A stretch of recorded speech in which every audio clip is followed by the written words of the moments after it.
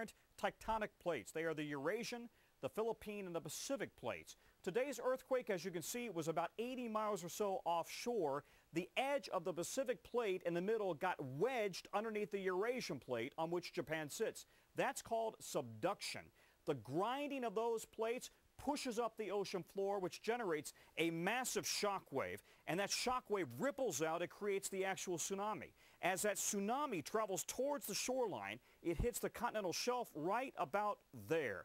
The waves get much higher. They pick up speed. They reach those jet airplane speeds, 500 miles per hour or more, by the time the tsunami then washes ashore. We want to show you also the wave projections from NOAA showing the wave heights. The black right here represents the highest waves, 30 feet or so off the coast of Japan. But then you can see what happens as the tsunami comes westward. Hawaii, 3,800 miles away, is right there, and we saw waves of 7 to 8 feet or so. By the time the waves moved offshore and onto the Pacific coast of the United States, really nothing of concern at all. They dissipated. But Japan is one of the most earthquake-prone nations in the world, accounting for 20% of all quakes greater than 6.0. Brian? All right, Tom Costello in our Washington Bureau with that explainer. Tom, thanks. Japan may be the most prepared nation on Earth. This is hardly their first major earthquake, but no two are alike, and this one gives the experts now a lot to study, and of course it's still going.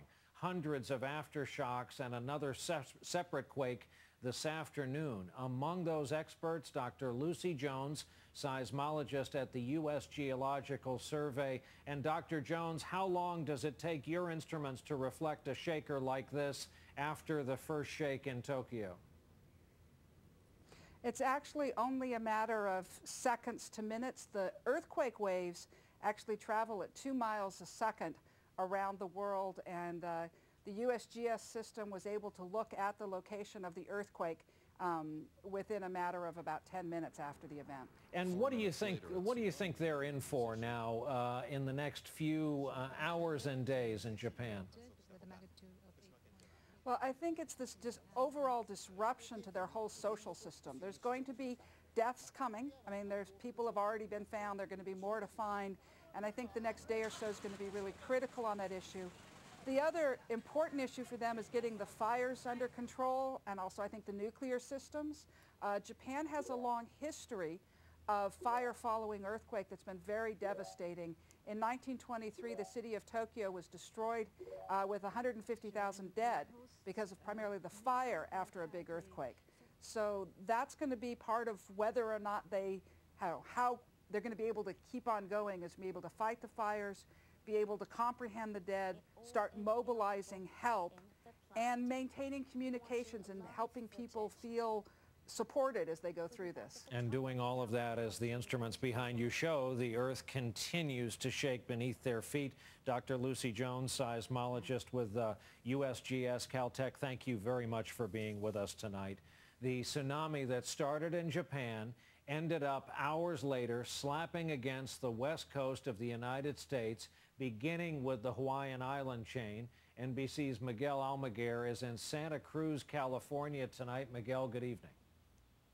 Brian, good evening. A 25-year-old California man is dead tonight, swept away by a tsunami surge near the Oregon border. The damage this evening is being measured across the west coast. In Santa Cruz, California, powerful currents capsized 6 boats, knocked others on their side, and tossed some into the harbor.